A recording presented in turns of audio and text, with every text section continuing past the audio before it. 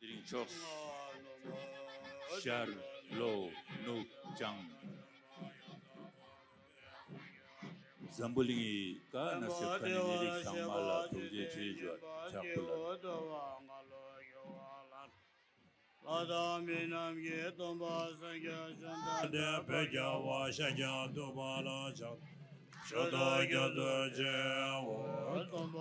Acham de Tije Shepa Dachoma Yanda Parazobe Ribada Shabdu de Para de Ora Shepa Jideke Kibo de Kalu Ajuma Lana Mepa Lada Mina Tomba Sangye Acham de Pejawa Shaja Dubala Chak Shoda Gyalsey Gyalda de Sate de la Gonpa Tembo Wane Chiten de na Shote de Gaba Gyola Chata Nanda Gowa Shote Asoza Ishe Gyaso Sege Lumbo Chapa Chite Sona Lanye Wa Gombo Kyunye Gyola Chata Sejo Damba Time Dawe Ja Sedo Jawa Gyola Chata Dede Jada Sipa Suma Nyamye Kuje Jala Chata Omo Tuje Chete Ba Tamje Gebe Domba Sona Yudan Gyado Dije Jala Chata Tabe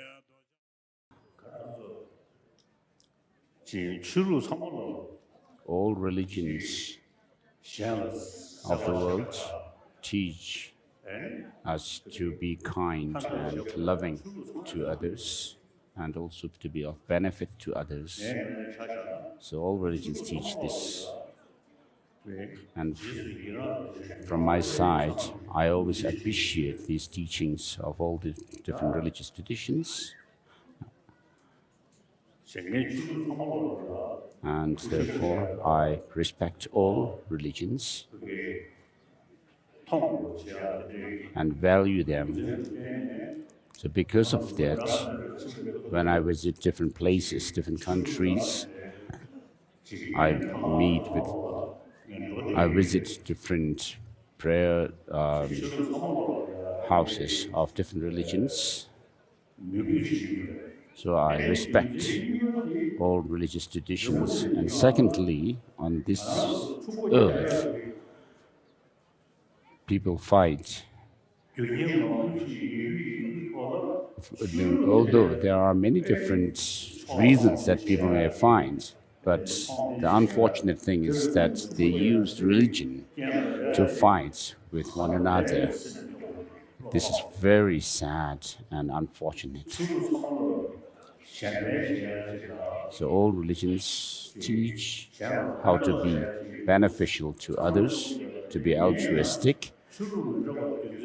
Despite that, because of difference in names of the different religions, fighting one with one another is very sad. And therefore, I respect all religions and work towards harmonious existence amongst the different religions of the world.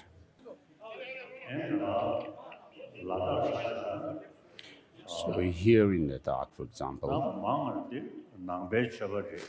of course, the majority are Buddhists, Buddhist practitioners, and together with Buddhists, we have Muslims, quite a number of Muslims as well.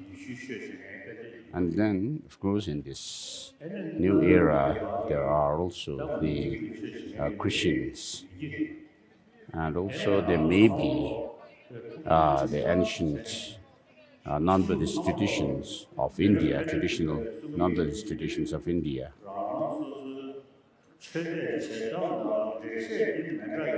So, of course, philosophically, there are different ways of explaining one's religion, and also regarding practice, there may be differences, but they all come down to the practice of serving other human beings and other sentient beings. So we can see on this earth how Christian brothers and sisters serve different communities by giving education and also medical, setting up medical hospitals, clinics, and so forth. And also the Muslim practitioners are very good. And the non-Buddhist traditions like Hinduism and so forth are also very good. And therefore, it is very important for all the followers of religious traditions to be in good terms with one another and also to learn from each other's traditions. Of course, you may follow your own religion, but you may take beneficial knowledge from the other religious traditions. And therefore, we should gather sometimes and have discussions and learn from each other. So I do that.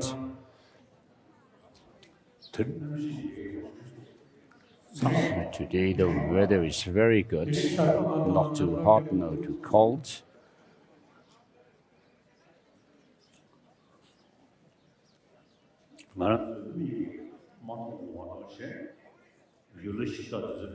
So though they're invisible to us, perhaps, I feel there are the local spirits and gods and deities also gathered here for the teaching.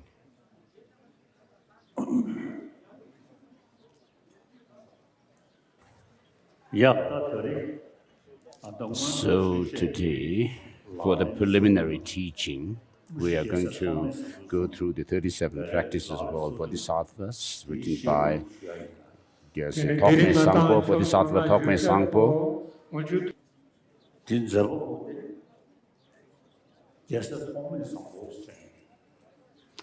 So the author of this text was Gyalsey, the Bodhisattva Thokme Sangpo, who meditated in the Ngulchu cave, Hermitage.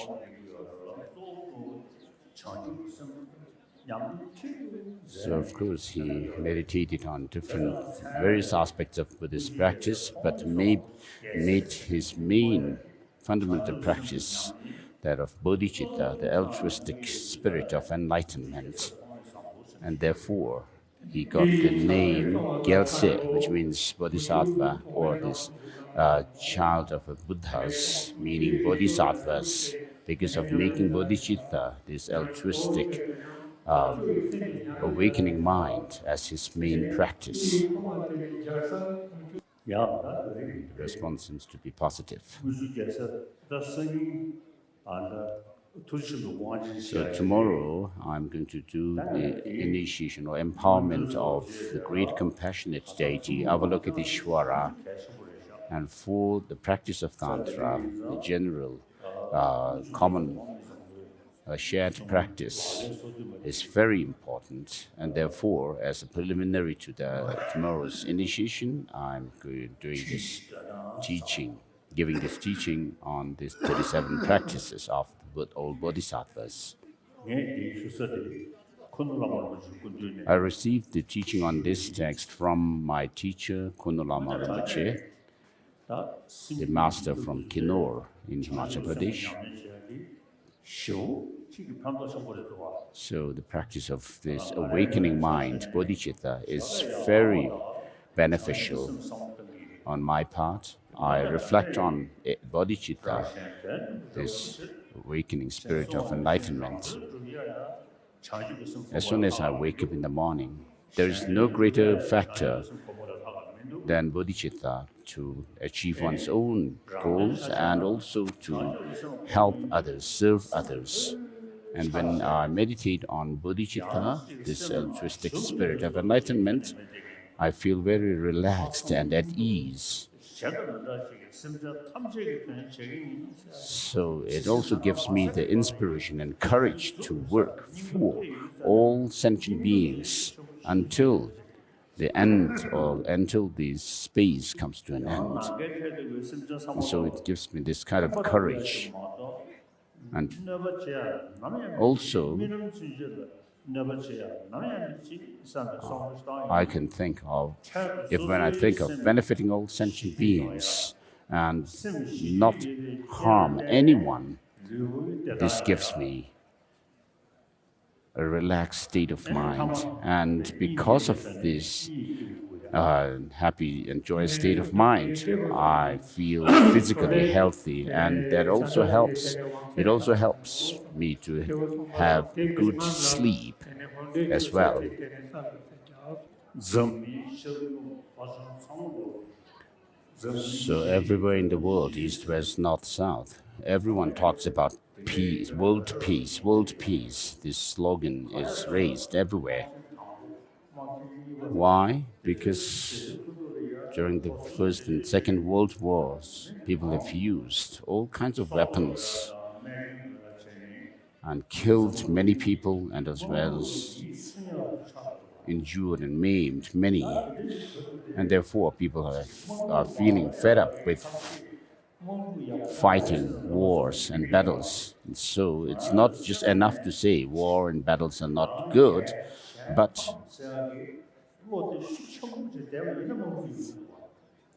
as long as we remain with the attitude of always winning for oneself, bringing victory for oneself and defeat for others, as long as this attitude is there, there's going to be war and battles are bound to happen. So all of us live in human society, and we are dependent on others in this human society. And therefore, though we may have different ideas, different ways of thinking, there's no reason why we should fight with one another just because of these differences. So we need to have the sense of oneness of humanity and respect one another. And through that, we can build peace in the world. So if you look at the history of the world, so in retrospect, when you think about all these wars and battles that have been fought in the world, you should feel by now fed up and tired of these wars and battles. So in the past, of course, people fought for their own so-called country. Very small communities fought with one another. But today, the reality of the world has changed. Everyone is dependent on the others. So we are interdependent. We are in this interdependent world today, and therefore, war is outdated. And we should have love and compassion to one another.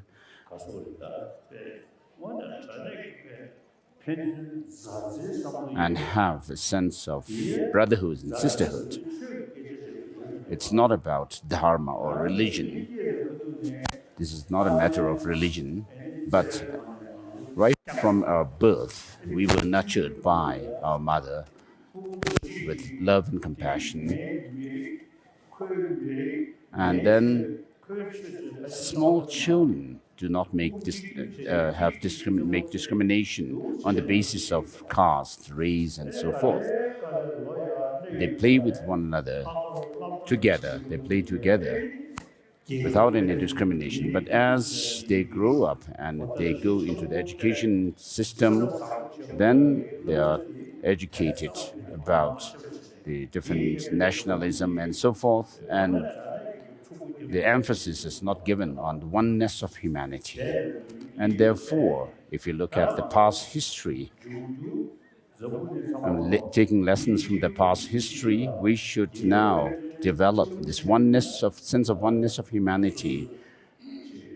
And of course, there may be differences in economic systems and so forth, but despite that, we should have a sense of oneness of humanity and live in harmony and peace in the world. Have love and compassion and help one another, serve one another's interests. and not be discriminative, thinking along the line of us and them. So with such attitude, we can bring peace in the world peace. 자상하다. 뭐냐 자네 정리 시지셔야지. 다 정리 시적으로 항상 가와리니. So everywhere in the world, east, west, north, and south, everyone is talking about world peace. But it cannot come through some kind of talk or speech by the leaders of the world. But what we should do is to get rid of arrogance, jealousy, anger, or hatred from within our mind stream. And we should reduce these negative emotions and increase instead that of love and compassion towards others. So if you have love and compassion towards others, you will have less jealousy, anger and hatred, arrogance. And so therefore it is very important to have positive state of mind. So though we are talking about peace, world peace, but the real world peace must come through transforming ourselves by reducing anger, hatred, and so forth, and increasing the positive state of mind, love, compassion, and so forth. And secondly,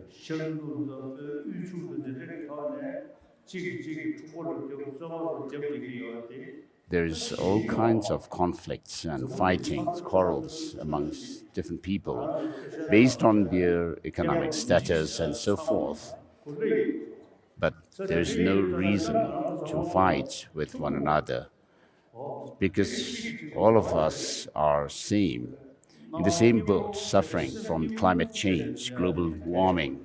And therefore, it is very important to have a positive state of mind, have love and compassion for one another throughout the world.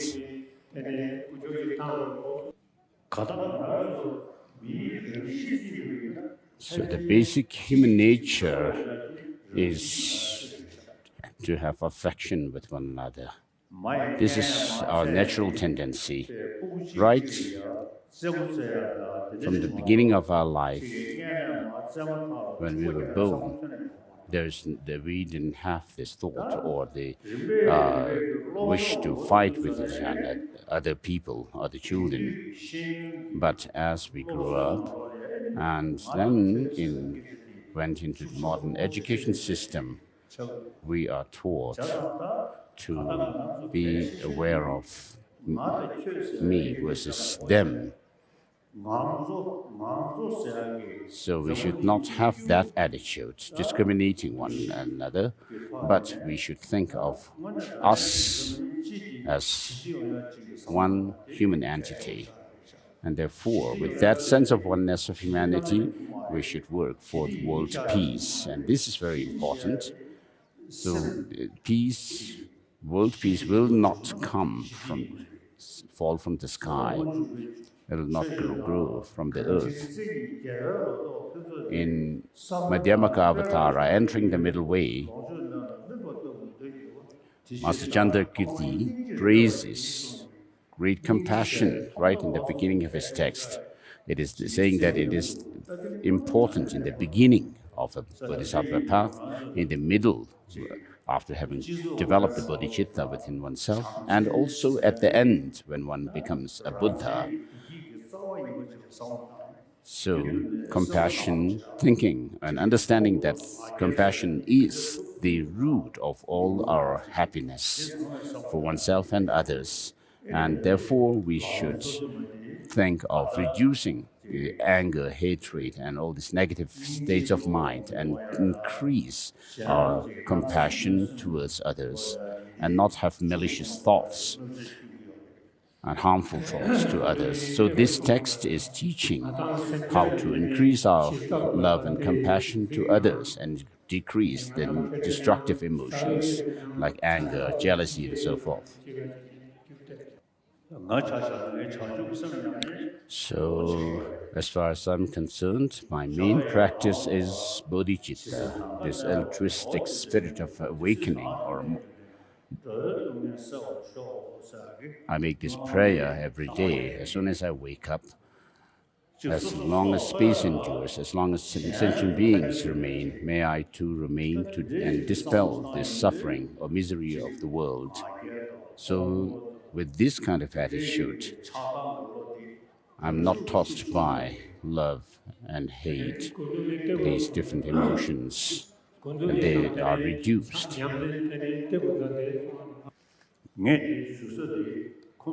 So, as said earlier, I received teaching, transmission of this teaching, this text from Kundal Lama Rinpoche Tenzin Gyaltsen.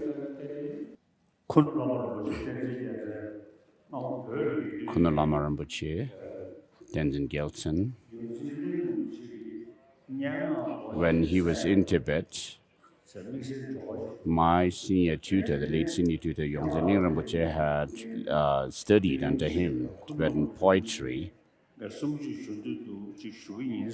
Ling Rinpoche, after coming to exile, when I expressed my wish to desire to receive teachings from Kundal Lama Rinpoche Tenzin Gyaltsen, my late senior tutor Ling Rinpoche said that it's very good.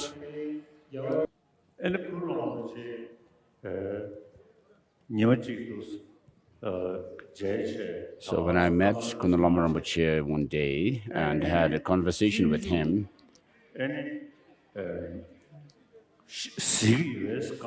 I asked him whether he studies the Bodhisattva Charya Avatara, Guide to the Bodhisattva Way of Life, and he said, this is my main practice. So I was really inspired by that. And therefore I received teaching on that text, Guide to the Bodhisattva Way of Life. And so since then it has been very helpful and beneficial to my mind. This text by Shantideva, Bodhisattva Charya Avatara, the Way of the Bodhisattva.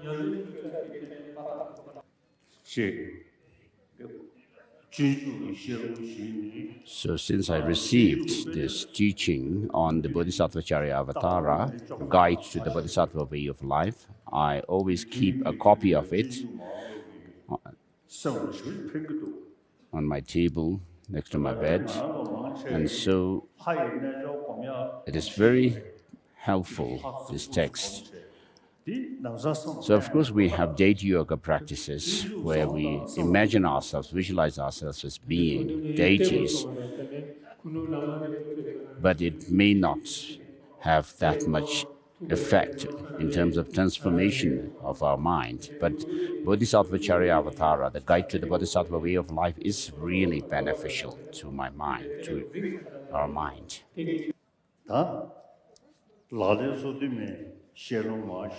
So to start this, give this teaching on the 37 practices of Bodhisattvas.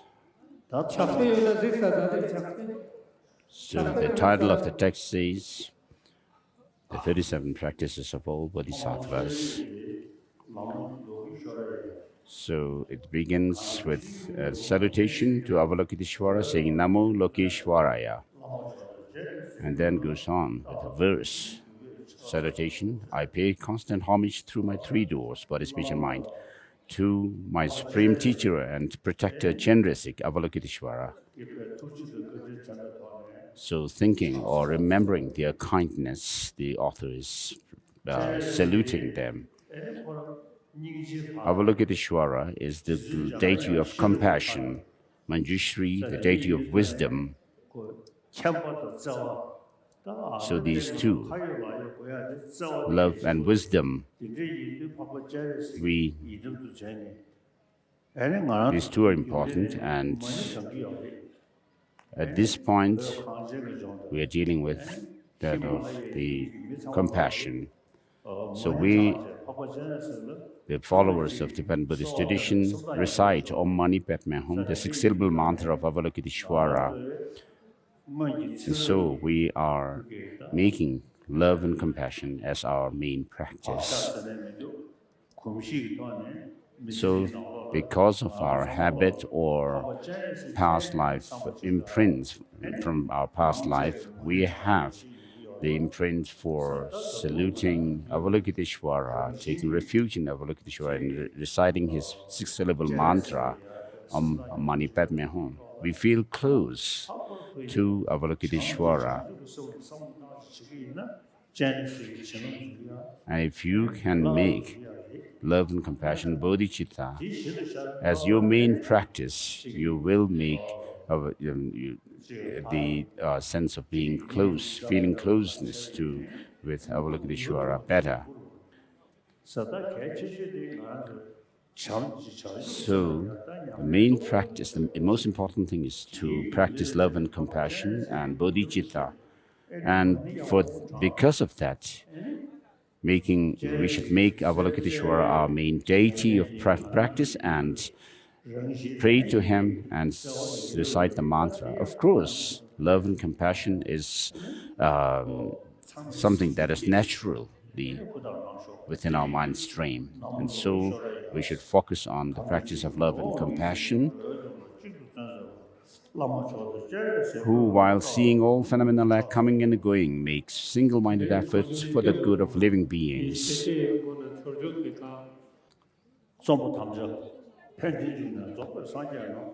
Next is the verse of promising to compose this text. Perfect Buddha, source of all well-being and happiness, arise from accomplishing the excellent teaching or practicing the excellent teaching, and this depends on knowing the practices. So I'll explain the practices of Bodhisattvas. So there have been countless number of Buddhas, including Shakyamuni Buddha, our teacher. All of them made bodhicitta, this altruistic spirit of enlightenment, as their main practice. And through this practice, they are dedicated to serve sentient beings until this space comes to an end.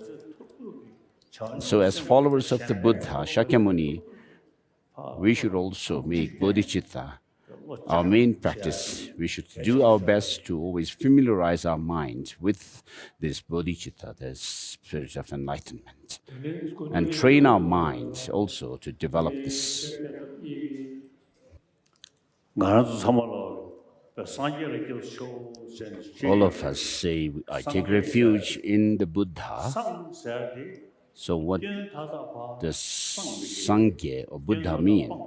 The Tibetan words is comprised of two words. Sang, Gye, Sang means to overcome or dispel all defilements, comprising those of the negative emotions, destructive emotions, and the residual stains they leave in our mind stream. So having overcome all the defilements, the negative destructive emotions and their residual stains, then you see everything that is in that can be known clearly. In other words, the true truths clearly, without any obscuration. So, reaching this complete, perfect enlightenment cannot be without causes and conditions. So what we must develop is this strong wish or desire to become a fully enlightened being, a Buddha. And with that as our goal, we should work towards eliminating all our defilements from our mind stream. The defilements comprising those of the obscuration to knowledge and the afflictive emotions or mental afflictions. And thereby overcoming these defilements through our meditation, we will reach a point where we have regained the knowledge of everything with this innate, luminous or clear-light mind. And therefore, we should work to the best of our ability to overcome our defilements within our mind, those of negative emotions or mental afflictions, and the obscuration to knowledge, and develop the good qualities, love, compassion, and also the knowledge of the two truths and so forth. So if you have no interest in doing this, that's a different matter. But if you are interested in developing these qualities within yourself and overcoming the faults or the shortcomings within yourself, then if you put some effort in overcoming the negativities within yourself, the defilements, and develop the knowledge and experience of these principles of understanding the true truths and so forth, of course, if you put efforts, then you will be able to develop these qualities within yourself. Day by day, month by month, year by year, you'll make progress. So to relate my own experience, I was born in Ziling in northeastern part of Tibet. Of course, I didn't have much education there, but after coming to the central part of Tibet, then I started learning about the teaching of the Buddha, and then having studied them and having put effort in developing bodhicitta,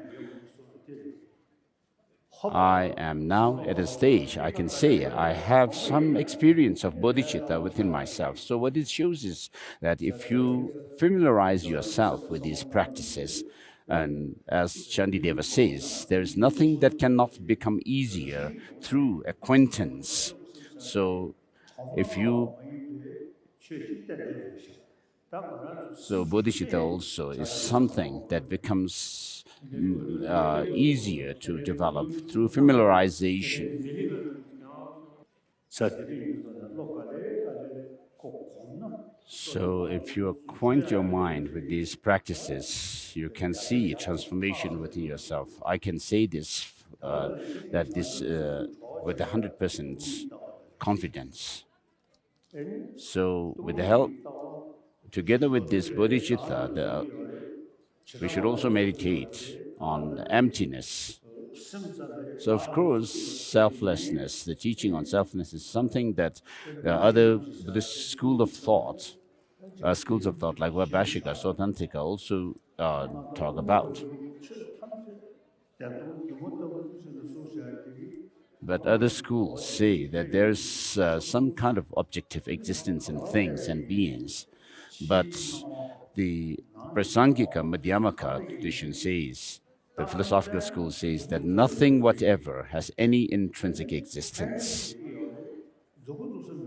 But things are merely designated, merely in name.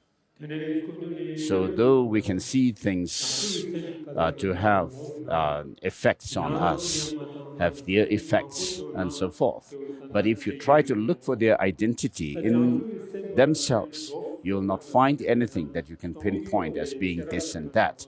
So what that shows is that though things do function as this and that, they exist merely in name and by designation.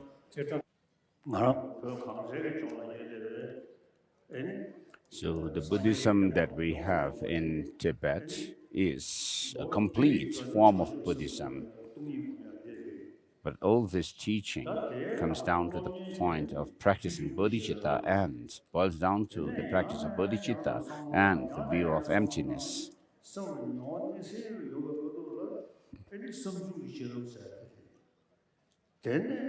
first we go through the study of the teaching, and then when you think through, give thought to the teaching over and over again, what you develop is the understanding based on reflection. And once you have that understanding based on reflection and thinking, then you should use that in your meditation so that you are able to develop a genuine experience of that teaching or the point that you are focused on. And that's through that you can develop the understanding based on meditation. So I'm not just saying this because it is the tradition to talk about the the triple process of study, reflection, and meditation, but I'm talking it from my own experience. So, based on my experience, I can see that through one's effort, one can actually develop these understanding. There are three types of understandings: understanding based on one's first learning, or study and listening to the teachings, and then understanding based on reflection, and understanding based on meditation. And so, based on my own experience, I can say bodhicitta and these other uh, forms of experience can be developed within one's own mind. So, as practitioners of Tantra, we should visualize ourselves as deities. Those of us who practice Tantra, within the visualization of a deity, you should enjoy the food, drink, and nectar, and so forth.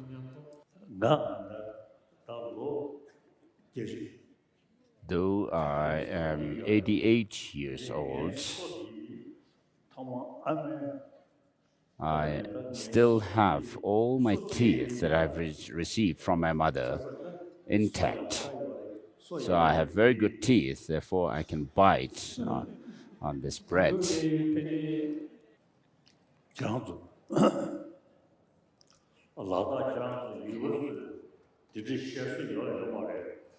Do you have a saying in Ladakh? May my child not have teeth of like a horse or donkey, but may my child have teeth like the auspicious teeth, like those of the sheep, a sheep.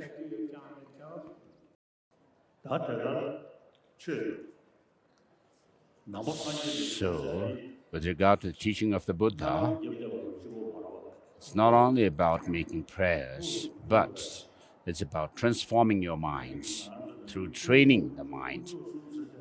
So we talk about the three jewels, the Buddha, Dhamma, and Sangha. But the Buddha, Dhamma, and Sangha, of course, we have the causal Buddha, Dhamma, and Sangha outside of us, but the main thing is to understand that we have the Buddha, Dhamma, and Sangha is something that we should become ourselves. So, which is called the resultant Buddha, Dhamma, and Sangha. So, through listening and practicing the teaching, one should become a Buddha and embodying the Dharma and Sangha within oneself. So, of course, when we say, I take refuge in the Buddha, Dhamma, and Sangha until I'm enlightened, that is thinking, looking at the Buddha, Dhamma, and Sangha from the causal, from the perspective of the causal Buddha, Dhamma, and Sangha.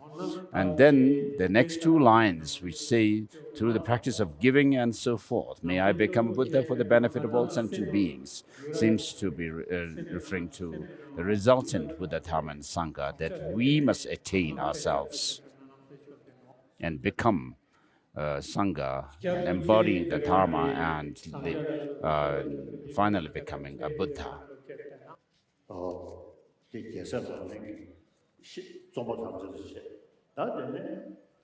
So we have covered the promise to compose the text. Now the actual body of the text starts with the next verse. Having gained this rare ship of freedom and fortune, here think and meditate unwaveringly day and night in order to free yourself and others from the ocean of cyclic existence. This is the practice of Bodhisattvas. And next verse, attached to one's loved ones, you are stirred up like water. Hating your enemies, you burn like fire. In the darkness of confusion, you forget what to adopt and discard. Give up your homeland. This is the practice of Bodhisattvas. So, because when we live in our homeland, we're bound to be tossed by love towards our near and dear ones and anger and hatred towards our so called enemies or adversaries. And therefore, this is advising to give up the homeland in order to overcome anger and attachment. So, next, by avoiding bad objects, disturbing emotions gradually decrease. Without distraction, virtuous activities naturally increase. With clarity of mind, conviction, the teaching arises. Cultivate seclusion or seek seclusion. This is the practice of bodhisattvas. And then mindfulness of impermanence and death. Verse number 4. Loved ones who have long kept company will part. Wealth created with difficulty, great difficulty, will be left behind. So, consciousness, the guest will leave the guest house of the body, let go of this life. So, what this shows basically is to overcome the attachments to the pleasures of this life. This is the practice of bodhisattvas. And so, next verse is giving up bad company. When you keep their company, your three poisons increase. Your activities of hearing, thinking, and meditating decline. And they make you lose your love and compassion. Give up bad friends. This is the practice of bodhisattvas. Next is relying on spiritual mentor. When you rely on them, your faults come to an end, and your good qualities grow like waxing moon. Cherish spiritual teachers even more than your own body. This is the practice of bodhisattvas. Next, taking refuge in the three jewels. Bound himself in the jail of second existence, what worldly God can give you protection. Therefore, when you seek refuge, take refuge in the three jewels, which will not betray you. This is the practice of bodhisattvas. Next, karma and its results. The subduer said, all the unbearable suffering of bad rebirths is the fruit of wrongdoing. Therefore, even at the cost of your life, never do wrong. This is the practice of bodhisattvas.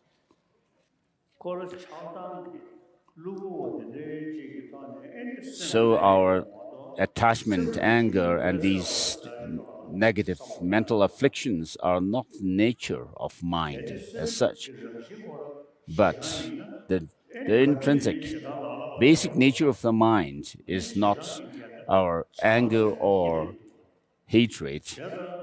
If this were the case, that anger and hatred are intrinsic to our mind, we will never have any other experience such as those of love. And therefore, what this shows is that these negative emotions are temporary. And so, what we can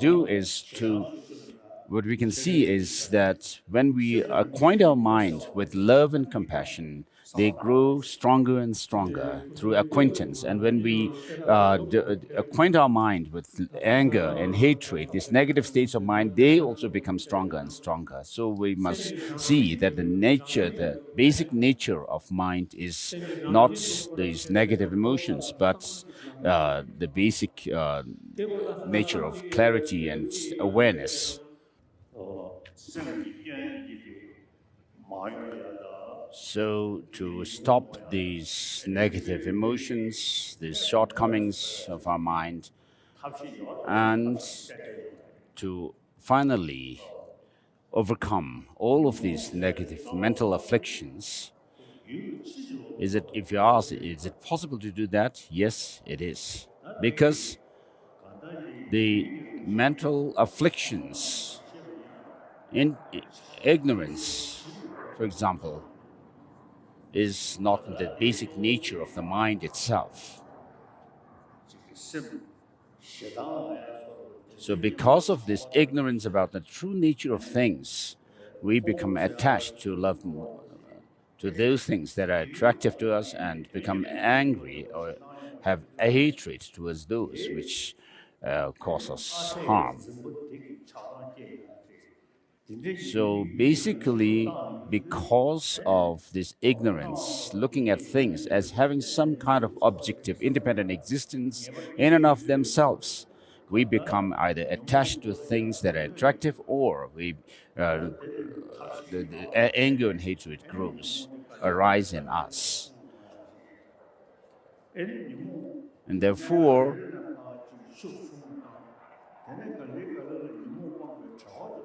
by understanding that the true nature of things is not that they do not have an objective existence in and of themselves, we should reduce the attachment to things or anger.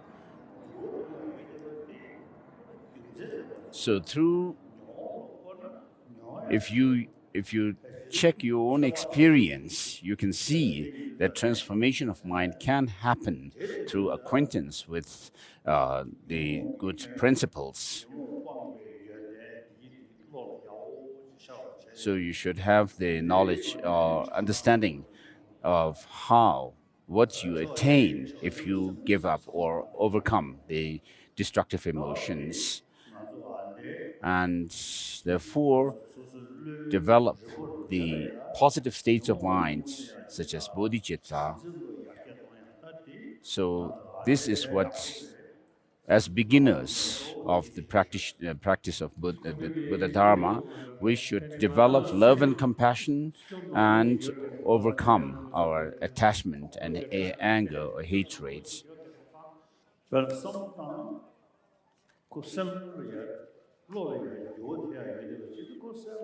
So it is very clear that transformation, you will be able to see transformation within your mind if you think through. So, for example, with regard to Chinese, who have caused so much trouble to Tibetans, and many of them I also know, though they have caused so much trouble and difficulties and pain to Tibetans, instead of feeling anger towards them, but by understanding that they have done so out of their ignorance, what happens is you can actually develop compassion towards them.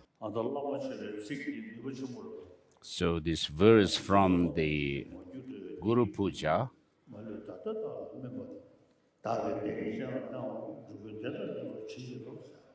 so seeking the blessing of the Lama so that you may be able to take on the suffering of others onto yourself and give all sentient others your own virtues, wholesome deeds.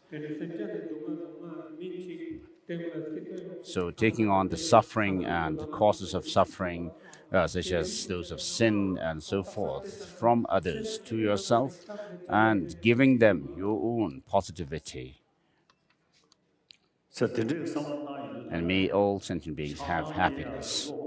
And so when you think along such lines, there's no basis for you to have attachment or anger towards others, but only think of having a sense of benefiting others and not at all being tossed by the attachment and anger and hatred, a blade of grass, and so forth. And verse number 10, when your mothers who have loved you since time without beginning are suffering, what use is your own happiness? Therefore, to free limitless living beings, develop the altruistic intention. This is the practice of Bodhisattvas, equalizing and exchanging self and others. All suffering comes from the wish for your own happiness. Perfect Buddhas are born from the thought to help others. Therefore, exchange your own happiness for the suffering of others. This is the practice of Bodhisattvas. Verse number 12, even if someone out of strong desire steals your own wealth or has it stolen, dedicate to him your body, possessions, and your virtue, past, present, and future. This is the practice of Bodhisattvas, transforming suffering into the path. Even if someone tries to cut off your head when you haven't done the slightest thing wrong, out of compassion, take all his misdeeds upon yourself. This is the practice of Bodhisattvas. Even if someone broadcasts all kinds of unpleasant remarks about you throughout the 3,000 worlds, in return, with a loving mind, speak of his good qualities. This is the practice of Bodhisattvas. Though someone may deride and speak bad words about you in the public gathering, looking on him as a spiritual teacher, bow to him with respect.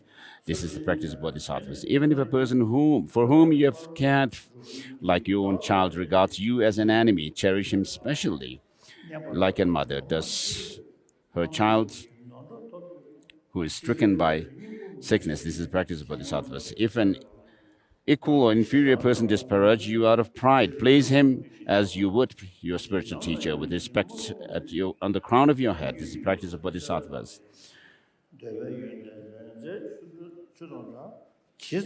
Verse number 21, sensual pleasures are like salt.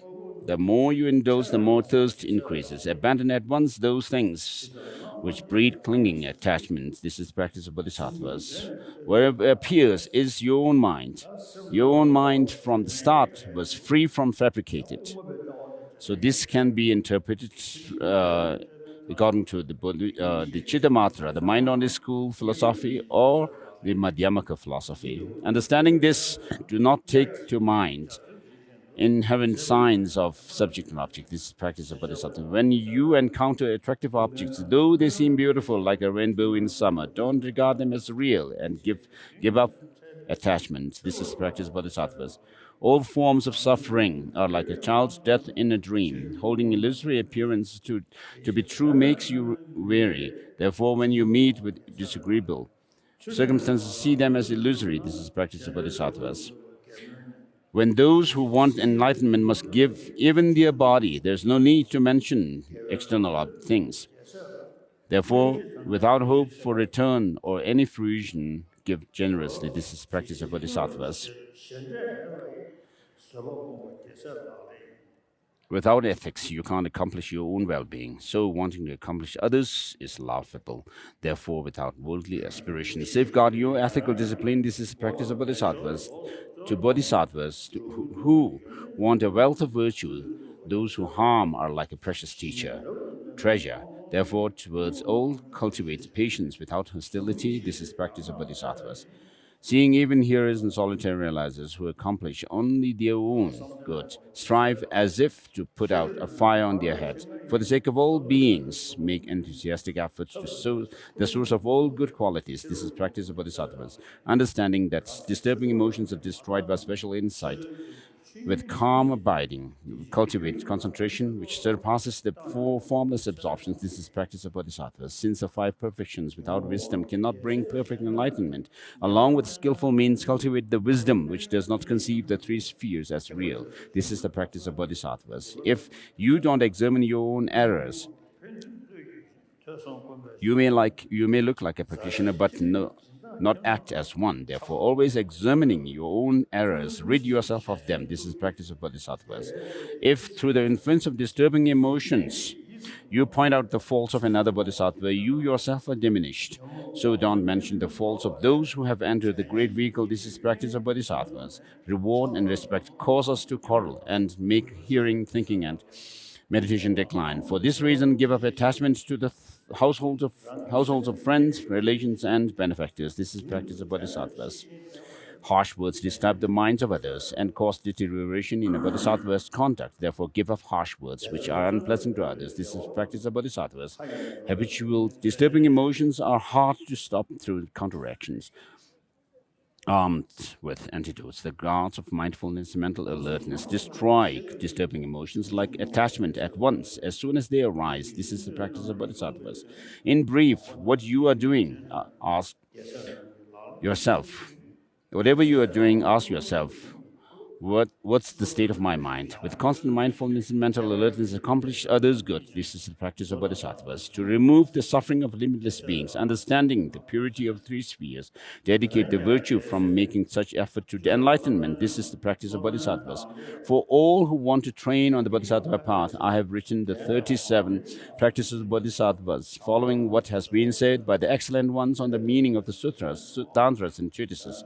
Though not poetically pleasing to scholars, owing to my poor intelligence and lack of learning, I've relied on the sutras and words of the excellent. So I think the bodhisattva practices are without error. These bodhisattva practices are without error. However, as the great deeds of bodhisattvas are hard to fathom for one of my poor intelligence, I beg the excellent to forgive all faults such as contradictions and non sequiturs. In these verses, the author Gyalsey Thokme Sangpo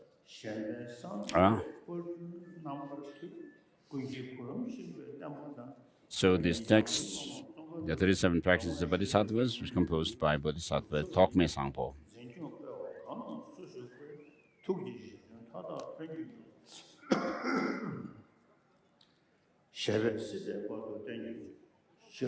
So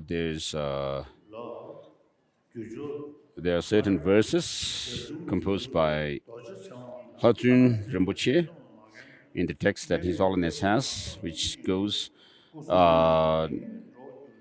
wishing to help others, but feeling incapable of doing it. Streams of tear and compassion dampen my face and heart. Thus I give these hard advice to disciples with the intention of benefiting others, which is the foundation of training in inspiring and engaging Bodhisattva of the great way of Mahayana. I have released this text.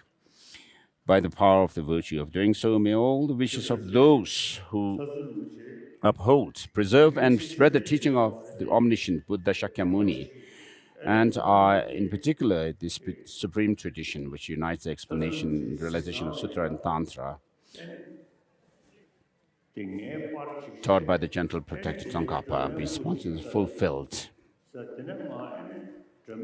So Labdul Rinpoche, I knew him, and he told me that when he was doing a practice of longevity based on white Tara, he had the vision of rays of light emitting from the heart of Arya Tara, and strike that rays of light struck the picture of His Holiness that Labdul Rinpoche had put on the altar. And so Labdul Rinpoche, when I had discussion or conversation with him, he told me that you will live long from this vision that I had. It seems you will live a long life. So with this, we are done with today's teaching. So tomorrow, we'll have the great initiation of Avalokiteshvara, which is in accordance with the Kriya Tantra, the action Tantra, and therefore tomorrow for your breakfast, do not take meat. So you should stick to vegetarian meal. So do not take eggs or fish, meat.